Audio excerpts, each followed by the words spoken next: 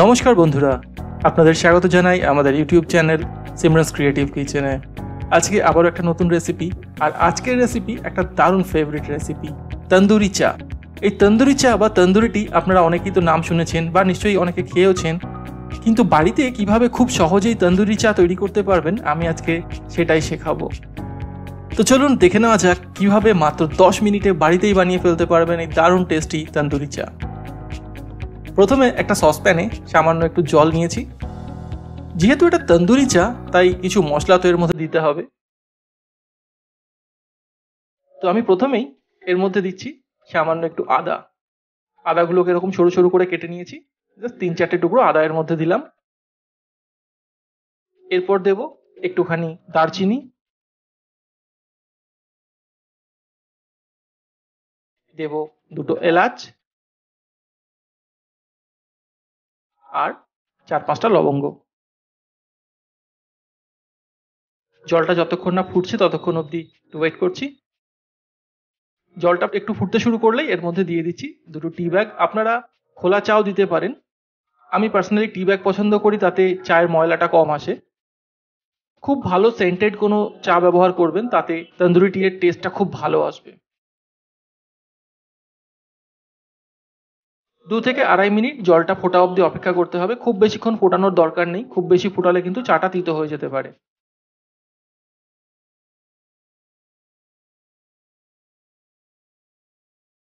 ঠিক 2-2.5 মিনিট ফুটে গেলেই আমরা টি ব্যাগগুলো জল থেকে তুলে নেব।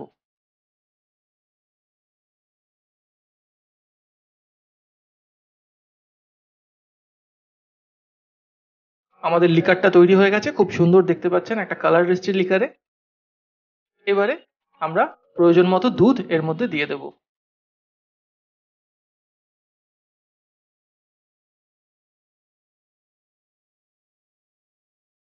আর এর মধ্যে এবার অ্যাড করব 2 টেবিল চামচ চিনি।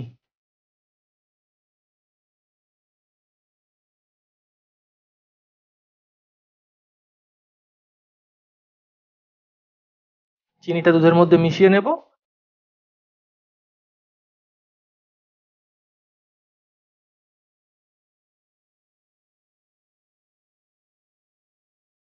আর চাটা ফোটা অবধি ওয়েট করব।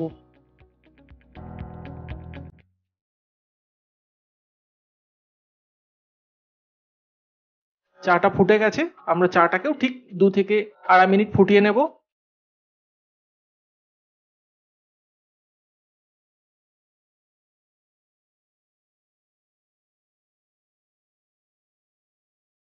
যতক্ষণ চাটা ফুটছে ততক্ষণ অন্য একটা গ্যাসে আমরা এরকম মাটির একটা ভাঁড় ভালো করে ধুয়ে নিয়ে ভেতরে এবং বাইরে আগুনে একদম গনগনে করে পুড়িয়ে নেব।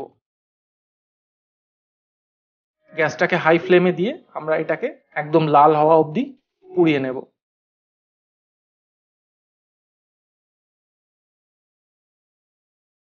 দেখতে পাচ্ছেন এটা আস্তে আস্তে লাল হয়ে উঠছে। যতক্ষণ না চারদিক থেকে এটা বেশ সুন্দরভাবে পুড়ে গরম হয়ে যাচ্ছে আমরা ততক্ষণ অবধি এটাকে গ্যাসের ওপর রাখবো। মোটামুটি 5 থেকে 6 মিনিট সময়ের মধ্যে দেখবেন এটা বেশ সুন্দর গরম হয়ে গেছে বা লাল হয়ে এসছে।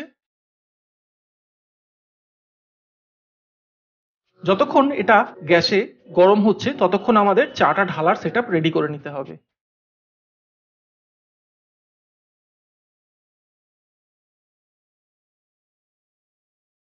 চাটা ঢালার জন্য আমরা একটা স্টিলের বোল নিয়েছি।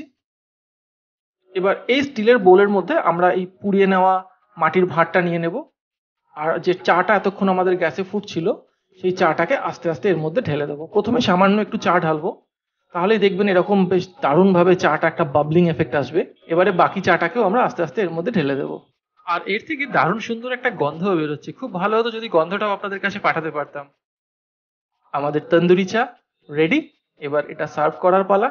খুব সাবধানে সাঁড়াশি দিয়ে বা চিমটা দিয়ে ধরে ভাঁড়টা চাটাকে আস্তে আস্তে কাপের মধ্যে ঢেলে নেবেন।